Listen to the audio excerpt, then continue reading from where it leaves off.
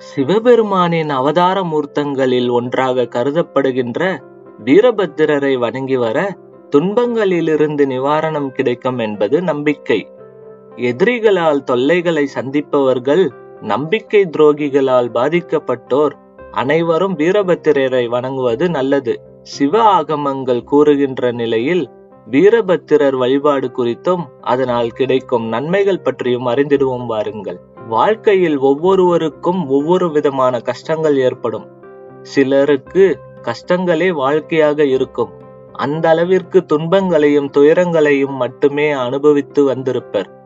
அதேபோல் அடுத்தவர்களுக்கு கெடுதல் எதுவும் செய்யாமல் நன்மை செய்து வருபவர்கள் கூட கஷ்டங்களை மட்டுமே சந்தித்து வருவதுண்டு. அவ்வாறு பாதிக்கப்படுபவர்களை காப்பாற்றும் தெய்வமாக கருதப்படுபவரே வீரபத்திரர் ஆவர். சிவபெருமானின் அம்சமாக திகழ்கின்ற வீரபத்திரர் இறைவனின் நெற்றிக் கண்ணில் இருந்து தோன்றியவராக கருதப்படுகிறார். சிவபெருமானை அவமரியாதை செய்ய வேண்டும் என்ற நோக்கத்தில் யாகம் நடத்திய தட்சனை வீரபத்திரர் வதம் செய்து அவனது யாகத்தையும் அழித்தார். இறைவனுக்கு எதிராக செய்யும் யாகம் தீமையையே ஏற்படுத்தும் என்பதுடன் அதில் கலந்து கொள்பவர்களுக்கும் தீமை விளைவிக்கும் என்பதாலே மக்களை காப்பதற்காக வீரபத்திரர் அந்த யாகத்தை அழித்தார் என்பது குறிப்பிடத்தக்கது. வீரத்தின் வடிவாக இருக்கின்ற வீரபத்திரரை சிவந்த நிற பூக்களாலும், தும்பைப்பூ, நந்தியாவட்டை பூ, மல்லிகை போன்ற வெண்ணிற மலர்களை அணிவித்தும் வணங்கிட வாழ்வு வளம் பெறும். அத்துடன் வெண்பட்டு சாற்றி வழிபட அனைத்து யோகங்களும் வெற்றியும் கிடைக்கும்.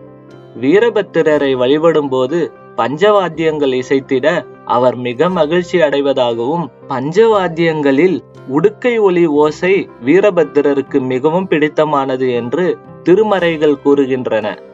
அதேபோல் வீரபத்திரருக்கு நைவேத்தியமாக நெய் கலந்து நன்கு பிசைந்த சாதம் படைப்பது நல்லது. வீரபத்திரரை ராகுகால நேரத்தில் வழிபட்டால் கூடுதல் பலன்கள் கிடைக்கும் என்பது ஐதீகம். தீராத கடன்கள் நீங்கும், எதிர்மறை சக்திகள் விலகும். ஞாயிற்றுக்கிழமை சூரிய ஓரை நேரத்திலும் செவ்வாய்க்கிழமை செவ்வாய் ஓரை நேரத்திலும் வீரபத்திரரை வழிபடுவது சிறப்பானதாக கருதப்படுகிறது. இன்று ஞாயிற்றுக்கிழமை தினத்தையொட்டி அவசியம் வீரபத்திரரை வழிபடுவது சிறப்பாகும்.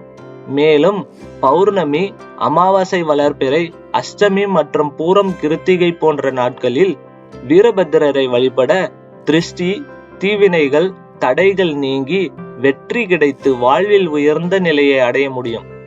வீரபத்திரருக்கு வெற்றிலை மாலை சாற்றி வழிபடுவதால் செல்வ செழிப்பான வாழ்க்கை கிடைக்கும். வீரபத்திரரின் அவதாரம் நிகழ்ந்ததற்கான காரணத்தையும் அவரை வழிபடும் முறை பற்றியும் தெரிந்து கொண்டீர்கள்.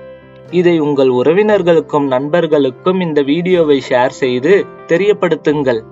மேலும் இதுவரை நமது சேனலை சப்ஸ்கிரைப் செய்யவில்லை என்றால் சப்ஸ்கிரைப் செய்துவிட்டு அருகே இருக்கும் பெல் பட்டனையும் பிரஸ் செய்து கொள்ளுங்கள். இது போன்ற தகவல்கள் கொண்ட வீடியோவை உங்களிடம் கொண்டு வந்து சேர்க்கும். நன்றி, வணக்கம்.